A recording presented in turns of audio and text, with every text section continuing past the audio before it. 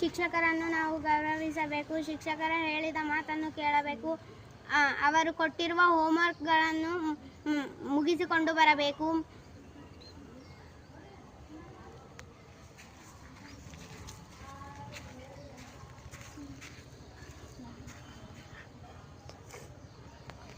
ಶಾಲೆ ಬಟ್ಟೆಗಳನ್ನು ಧರಿಸಿಕೊಂಡು ಸಮಯಕ್ಕೆ ಸರಿಯಾಗಿ ಶಾಲೆಗೆ ಬರಬೇಕು.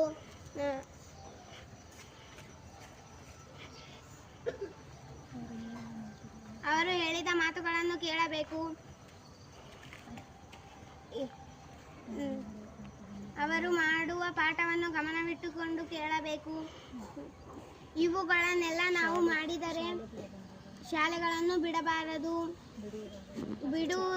ಬಿಡಬೇಕಾದರೆ ರಜೆ ಪತ್ರವನ್ನು ಬರೆದು ಕೊಟ್ಟು ಬಿಡಬೇಕು. ಇವುಗಳನ್ನೆಲ್ಲ ನಾವು ಪಾಲಿಸಿದರೆ ಶಿಕ್ಷಕರಿಗೆ ಗೌರವಿಸಿದಂತಾಗುತ್ತದೆ. ನಮ್ಮ ಶಿಕ್ಷಕರಂಥ ಶಿಕ್ಷಕರು ಸಿಗುವುದಿಲ್ಲ. ಸಿಕ್ಕಿರುವುದು ನಮ್ಮ ಭಾಗ್ಯ. ಇದನ್ನು ನಾವು ಒಳ್ಳೆಯ ರೀತಿಯಲ್ಲಿ ಉಪಯೋಗಿಸಿಕೊಳ್ಳಬೇಕು. ಧನ್ಯವಾದಗಳು.